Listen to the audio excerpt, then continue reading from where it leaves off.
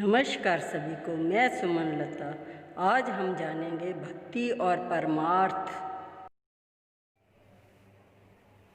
जितना हेत कुटुंब से उतना हरि से हुए, चला जाए बैकुंठ में पल्ला न पकड़े कोई। चला जाए बैकुंठ में पल्ला न पकड़े कोई। नमस्कार सभी को। जैसे कि पहले भी हमने मन मंदिर चैनल के माध्यम से जाना था भक्ति और सफलता, आज हम जानेंगे भक्ति और परमार्थ। घर में एक गाय होती है जो 2 सेर दूध देती है।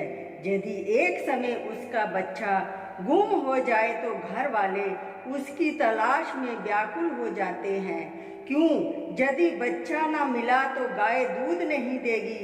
अब सोचना चाहिए कि उस 2 सेर दूध का कितना मोल होगा, परंतु जितनी तड़प उस 4-8 आने के दूध के ना मिलने पर पैदा होती है, ईश्वर के ना मिलने पर इतनी भी तो नहीं है।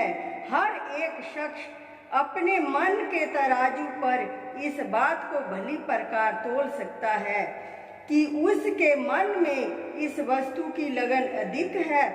यह कभी संभव नहीं कि एक वस्तु की लगन दृढ़ हो और वो प्राप्त ना हो सके। यदि ईश्वर की लगन होती तो फिर क्या कारण था कि ईश्वर का मिलाप ना होता। माया की लगन है, माया मिल रही है। ईश्वर की लगन होती तो ईश्वर मिल जाता। यह बनी बनाई बात है। तुलसी कवलन जल बसे, रवि शशि बसे आकाश। जो जाके मन में बसे, सोई है ताके पास। जो जाके मन में बसे, तो ही है जाके पास। अर्थ: कमल और कमलनी दोनों जल में रहते हैं और सूरज चंद्रमा आकाश में रहते हैं। कमल को सूरज की लगन है और कमलनी को चंद्रमा की, परंतु जिसको जिसकी लगन है वो आकाश में नहीं उसके पास है। चंद्रमा को देखते ही कमलनी खिल जाती है और सूरज को देखते ही कमल खिल जाता है। इन फूलों और सूरज चंद्रमा के बीच करोड़ों कोसों की दूरी होगी, परंतु लगन ऐसी वस्तु है जो इतनी दूरी पर होते हुए भी प्रेमी अपने प्रीतम से मिला जुला रहता है। ये माया क्या है? मिट्टी और खाक है। इसके सिवाय इसकी हैसियत कुछ भी नहीं है और इसकी अपेक्षा भक्ति या परमार्थ अमोल हीरा है। चाहिए तो जय कि मनुष्य हीरे को ही हीरे की दृष्टि से देखे और मिट्टी को मिट्टी की नजरों से ख्याल करे, परंतु संत कहते हैं यदि अधिक नहीं तो कम से कम भक्ति और माया के साथ बराबर दर्जा तो दिया जाए। मन में जितनी कदर माया की है, कम से कम उतनी तो भक्ति की भी होनी चाहिए। यदि माया को अपना समझा जाता है तो भक्ति को बेगाना तो ना समझा जाए। जहाँ 10 काम माया के रोज होते हैं, वहाँ एक काम भक्ति वाला भी कर लेना चाहिए। जहाँ जिस वस्तु में अपना 10 कुटुंबियों का भाग निकाला जाता है, वहाँ एक भाग भगवान का भी तो निकाल दीजिए।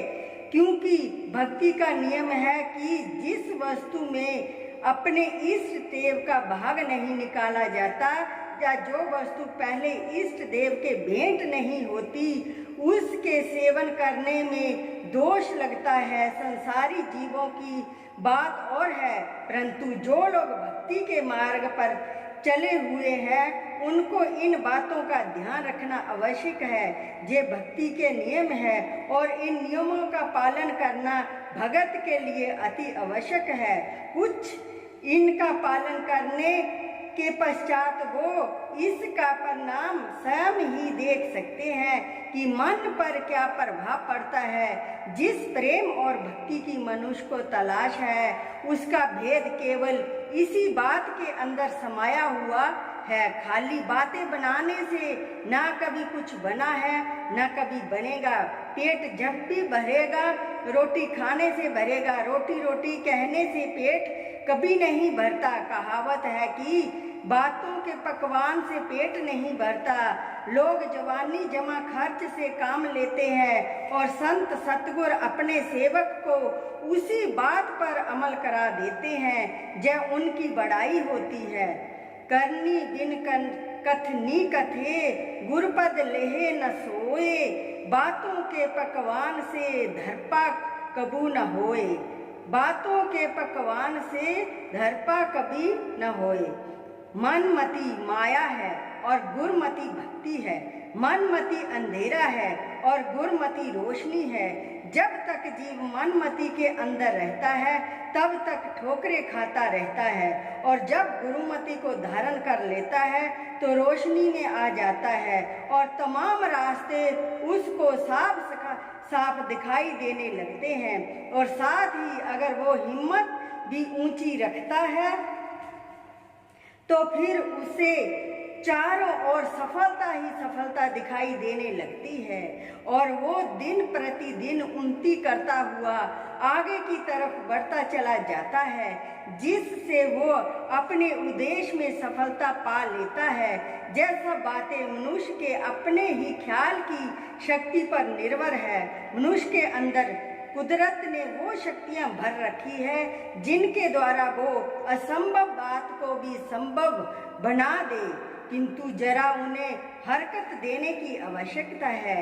इसी हरकत का नाम तालीम है। इसके लिए उसे गुरु की शरण में जाना पड़ता है। नमस्कार सभी को। कल हम जानेंगे भक्ति और प्रयोजन। दासों की दास सुमन शर्मा।